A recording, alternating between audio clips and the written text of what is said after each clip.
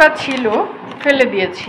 একটাতে একটুখানি পোকা ছিল লম্বা। আমি আশা করব তোমরা যখন বেগুন ভর্তা করবা, বেগুন পোড়ায় নিবা, তখন সেটা ভালো করে দেখে নিবা পোড়ানোর পরে।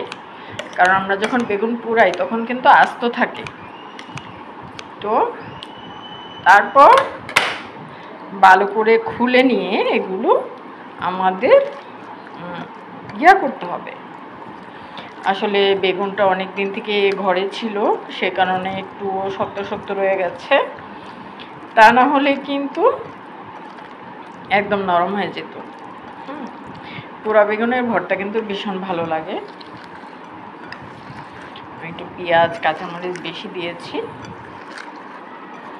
সরিষার তেল দিয়ে মাখিয়ে নেব।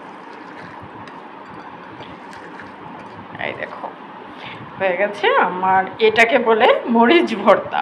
হ্যাঁ, তো একটু ঝাল ঝাল করলে মনে হয় ভালোই লাগবে।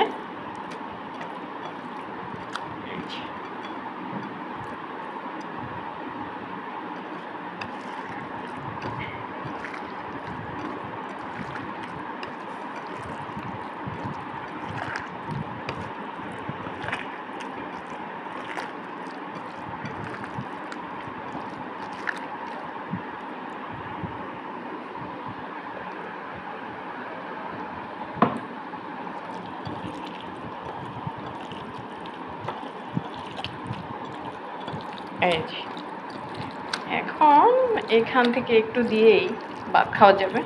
সাদা ভাত এই বেগুন পোড়া ভর্তা দিয়ে কিন্তু অনেক মজা। ঠিক আছে, আমি নুরুন্নাহার আজকে দেখিয়েছি বেগুন ভর্তা।